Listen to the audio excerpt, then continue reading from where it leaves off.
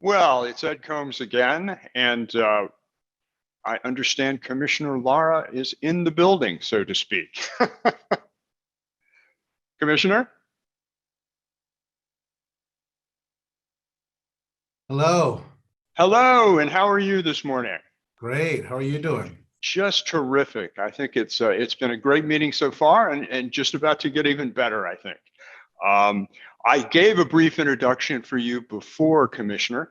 I think people know who you are and know the important work that you do, and are anxious to hear sort of your remarks about what's in store for California. There's certainly no lack of challenges in front of us now, many of which that reach the risk management world. But if you could comment just a bit on sort of what you see as the largest issues, and of course, what you see as the role for those of us that are heavily involved in this business so that we can most constructively address these issues. So without further ado, let me introduce Commissioner Lara to today's session. Commissioner? Thank you. Thank you, Ed. And there's even under this circumstance, there's so much innovation and possibilities going on in the industry around the world and here.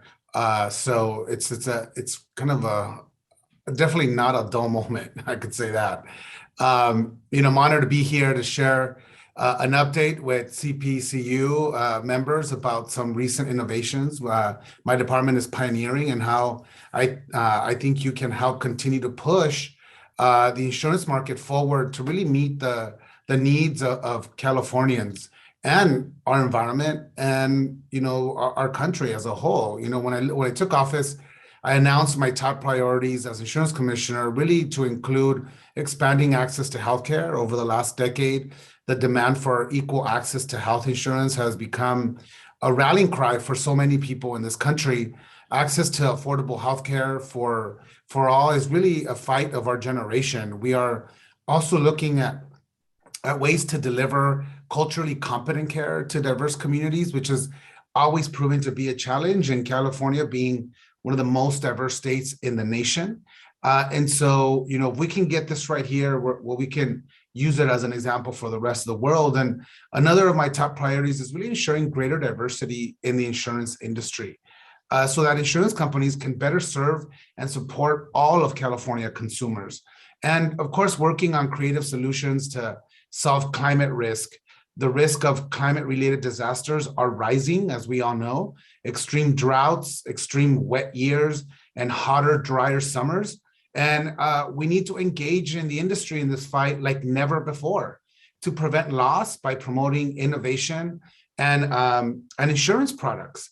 In the terms of diversity, when people look at me, they don't really necessarily see a chief insurance regulator of the world's third largest insurance market, responsible for over, what is it now? I think it's like $371 billion in premiums annually. That is why it matters who sits at the table. Being the first openly gay statewide constitutional officer, the son of immigrants from Mexico, I bring my own life experiences to how I approach my role as insurance commissioner. And for so many of the students that are on and all of us that come from such diverse experiences, we all bring this to our work, and I think the industry is better off for it. And what drives all the work, started much earlier in my life, and seeing my parents sacrifice for us, in knowing that our voices weren't often heard. And when I was sworn into office, I made sure that I brought along a team who would be as diverse as the people who elected me. Our department is now led by its first Latina chief deputy in history. But this work isn't just exclusive to the department. This push is also to advance diversity, also needs to happen in the boardrooms of insurance companies, the same companies that collect billions, as I said earlier, in premiums from consumers. So we have an initiative that looks at board diversity, supply chain diversity, community investments. We want to make sure that insurance companies are investing in the communities that not only our customers come from, but from our agents, our brokers, that they also see the benefits of their insurance companies investing in those communities. It's one of the things I have one thing I have, seen as not only as a customer, but it's another thing to really build and create a long-term investments that lead to generational wealth and really sustainable solutions. And the industry have been leaders in this movement. We want to make sure everybody has access to that as well. And of course, how we diversify the industry to be fully representative of the people of California, right? That's like the big question. As the largest insurance market in the country, we have a unique opportunity to really push forward bold initiatives that pave the way for this industry. In California, for example, of course, the Latino community represents nearly 40% of our population. And we're also seeing a huge surge in our API, Asian Pacific Islander population. And by 2030, the Latino population is expected to surpass 40%. In California, this is a massive demographic shift. And we see this happening all across the US, making our country much more diverse than what we've seen in the past. So if the insurance industry is going to survive in the future, it needs to speak multiple languages. It needs to understand multiple ethnicities and cultures. And we have to get very comfortable in creating products and policies that center on the needs of these diverse communities. As I said before, especially because insurance and financial instruments like insurance can be used to build generational wealth for these communities that might not have had access to these products in the past, and also allow ourselves to innovate. What are going to be the future needs for these communities, for these families, and how do we tailor products that are going to meet the new needs and challenges for Californians? As leaders, future leaders, just as human beings, I would say we simply cannot afford to rest on our laurels and hope for somebody else to come along and change things. And it's not just, not just the need to. It just doesn't happen. I mean, it just in the corporate boardroom. It starts with us, with our agents, our brokers who interact with Californians every day. So many of those agents and brokers are community leaders in their own community, in their own right. Why it's critical for us to start kind of looking through this kind of diversity lens. You, me, and each of everybody joining us today, we need to be laser focused on what we seek to accomplish and then remain steadfast in seeing these goals to completion. We need to each have a voice that we must use to make a difference. And obviously for those who come after us, right? And here in California, we have a unique opportunity to push forward bold initiatives that really, I think, pave the way for the industry. But we can't do this alone. The past year tested us in more ways than one. And, we could have never, ever imagined what we were going to go through this year and continue to go through, I should say. We've emerged, I think, stronger and armed with a bit more wisdom. And, no one could have predicted that 2020 would bring about a worldwide pandemic and the result it would have ultimately on our economy, on our businesses, and what that could mean, I would say, to California consumers and our insurance industry. The world we knew changed essentially overnight, and all but the most essential and person interactions shut down, and suddenly we had to rely on technology more than ever. So I think one of the few good things that come from this pandemic is really innovation, and it's brought and what that has brought to our government, I should say, the industry also, and businesses across the country. After the governor declared the COVID-19 pandemic emergency in March 2020, we had to shift the way we do business, including how we conduct licensing exams. Just a few months later, we launched online remote license examinations. Many people, maybe people that are listening to us today, took those online examinations so we could really continue to serve licensed applicants during COVID-19. Applicants, now have the option to take the licensing examination online in comfort of their own home and safe and secure locations they choose, 365 days a year, 24 hours a day. And maybe we wouldn't have gotten there if it wasn't for the pandemic.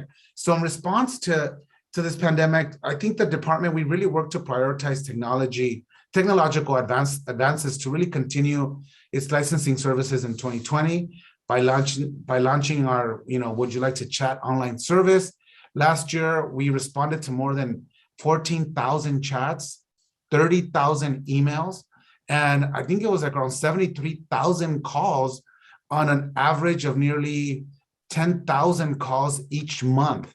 So, we've been busy like never before. And we've also revamped our online check license service so that anyone can check their license status at any time. And so despite what many people may think, the pandemic did not devastate the insurance market, nor did it bring the business to the insurance business to a sudden halt. In fact, last year we received more new license applications than the year before. I think it was more than 86,000 new license applications, it was up 2.4%. And we renewed more than 157 licenses, which is up, I think it was like 7.5% from 2019. It's hard to keep all these numbers straight, but and all of these statistics really just got to prove that the Department of Insurance are really fully dedicated to ensuring that the business of insurance can and will continue so consumers can have access to the protections they need when they need them the most. And so, COVID-19 may have brought many things to a temporary halt, especially on our roads when we saw huge declines in accidents. That is why I ordered auto insurance companies to return over collected premiums. So far, we have 2.4 billion that have been returned to consumers, and I'm going to stay on it until Californians get the money that they are truly owed. And so, but unlike auto accidents, we now have floods, we have increasing wildfires, as you all know, and they certainly didn't get the memo and continue to flourish as we're now expecting some major floods coming to Northern California. And so when it comes to wildfire risk, I should say we have a lot of work to do. Yes, we need to educate consumers more about mitigation, fire preparedness, and having adequate insurance and an inventory, but there's more than education in my point of view. As one of my first acts as insurance commissioner, I appointed the nation's first deputy commissioner level position for our new climate and sustainability branch. I made it clear since day one that I wanted to partner with the industry on innovative solutions that help save lives and property and reduce the risk of climate-linked disasters. Non-renewals in parts of the state are making it really increasingly difficult for some to find coverage on the open market. And we need bold action to ensure our communities really adapt and are resilient to this new reality that we all are living with. I often say, we're going to have to learn to live with fire. And in July, we released the first of its kind report with 40 recommendations to look at insurance in a very innovative way to reduce the cost of future climate disasters from specifically wildfire, extreme heat, and floods. This report was put together by our climate insurance working group, which includes environmental advocates, researchers, and insurance experts, because it's going to really take all of us working together to make a difference to find solutions to the risks presented by climate change. The industry, the agents, the brokers that are really the first point of contact with their clients have an important role to play in addressing the issue. There are, no other industry that has the necessary expertise to ensure that California is prepared to mitigate and reduce risk to our communities and our environment. Our planet can't wait. I'm ready. I've been doing the work, and I hope you are ready too. These are really, really unique opportunities we have to, again, not only send the signal to the industry that we're serious about these issues, but that we're willing to innovate and act now to save lives and save our environment. So we look at insurance not only as a reaction to disaster, which we often think, but, and with more disasters, that is going to mean higher costs for consumers and for taxpayers. So we need to really essentially turn that upside down and use climate insurance to strengthen our community preparation and natural solutions like healthy forests with prescribed burns, wetlands that help combat sea level rise and flooding, and urban green space that can save lives by reducing the extreme heat so that our most vulnerable are not, having to live and hopefully survive these big climatic changes that we're seeing, and ultimately reduce costs, right? Which is critical as well. So, consumers will benefit when we work together to find ways really to expand the market and consumer choices. And that really starts with rolling up our sleeves, taking on those tough issues, being creative, being flexible, and trusting that we are all after the same thing, a strong and competitive insurance marketplace where consumers are able to find the coverage they need at a fair price. And so, together we're gonna make that happen. And again, we have no choice but to work together to make sure the consumer is protected. They have the ultimate say and choice, and we keep a competitive, strong insurance market. So again, thank you for allowing me to speak with you today. I look forward and hope you have a good rest of your day and conference. Commissioner, thank you very much for your remarks. This is Ed again. You have on the line with you here really representatives of the leading institutions in Southern California, teaching people about insurance, whether at the four-year universities or community college levels. We, of course, struggle hard to get new students interested in this exciting field, and even more significantly, getting diverse students interested in it. Do you have comments for us about how we can be more effective in that important work? Well, I think, we have to start as an industry figuring out how not only do we adapt to what consumers need, but to what a future workforce in this industry is going to require from us, right? What are we doing in terms of the insurance market and industry? I think can no longer sit on the sidelines in terms of combating climate change. Young new workers, whether they're Gen Z or millennials, want to know the type of companies that they want to invest their time in, and what their goals are in terms of the social impact they're making, how we're going to work together to save the planet. And I think, it goes along with what we're seeing, even for me to recruit folks into the department, right? We have a good group of folks that continue to retire.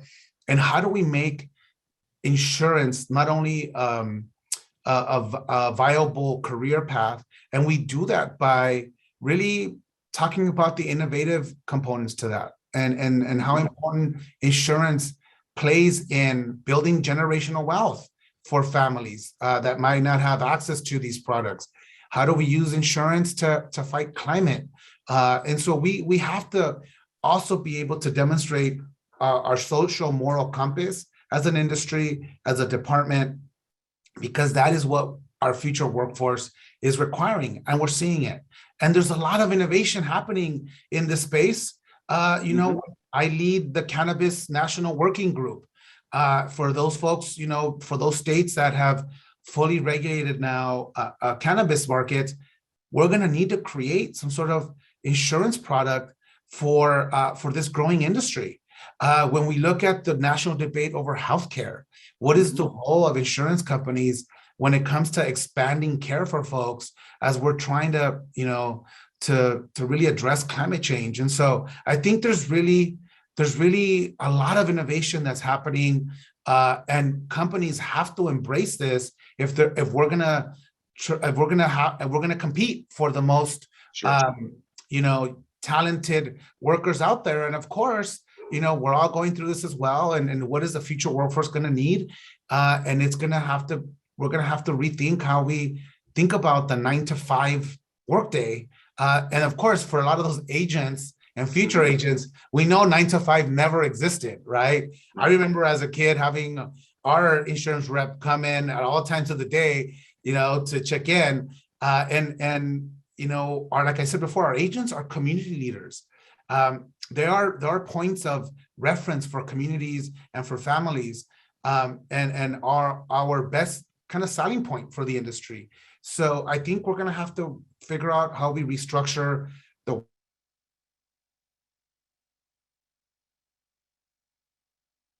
Whoops. Sorry. Anyways, I guess that was my side. As politicians, we could keep talking forever, but all that. So again, thank you. Well, thank you very much, Commissioner. I mean, that's one of the struggles that we really face, trying to get um, people interested in this field and seeing an important future in it. So thank you very much.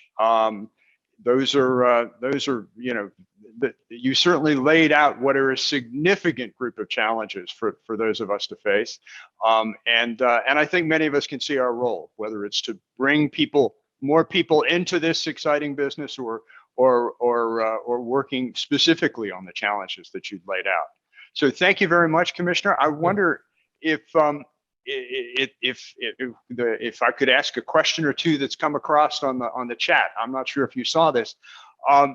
Do you feel California is ready from an insurance standpoint for a big earthquake?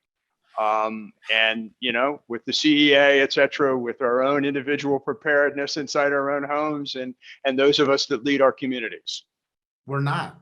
I mean, we're not. You know, government, I think government's gonna, and I always remind people, which makes me like the worst person at at parties now, because I'm like, you know, hey, do you have earthquake insurance? You know, that tree that you got there, you might want to rethink.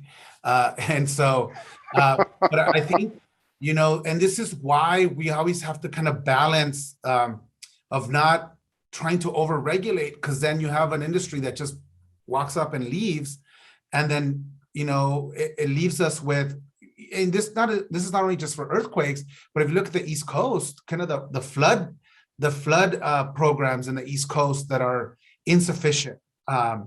And so government's going to be there. I always remind people, government's going to be there to make sure we save lives and that you have what you need in the, you know, that kind of immediacy after the earthquake. But when it comes to rebuilding, it's going to be far and few between who are going to have the ability. And we're already seeing this happen in terms of the rebuilding after a wildfire, which is, you know, the wealthier people, the people who have some sort of, you know, means are going to be able to rebuild quicker. But those folks who are underinsured or not insured, it's going to take them much longer. And so that's that protection gap that we're talking about that ends up falling on governments and falling on the taxpayers. And so we need to do a better job of not only promoting earthquake insurance. There's affordable options for folks through the CEA, of course, but I can never not speak about earthquake insurance, especially in California,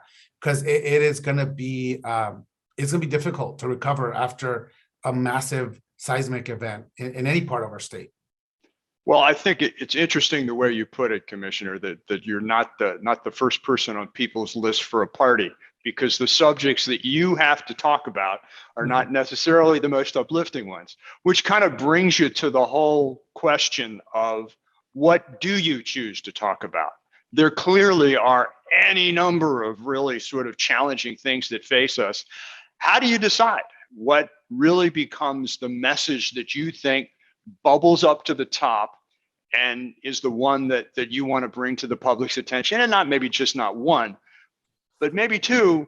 When you start to getting message 4, 5, and 6, all it happens is you just don't get invited to the party. Yeah, so how do you figure out what is the 1 and 2? I mean, is that a big issue with your staff, or if you could describe that process, I think that'd be interesting to all of us. I'll tell you, I always try to find people where they're at, and as you know, and I take the issue du jour in accordance with what we're actually living with. You know, this past summer we had some of the most extreme heat days, especially in Southern California. And did you know that extreme heat actually kills more people than any other climatic event? And so we're working with LA County to create some sort of kind of parametric insurance product around extreme heat, and working with our national and international partners of actually ranking and naming extreme heat events, just like we name tornadoes and hurricanes, or actually hurricanes, I should say,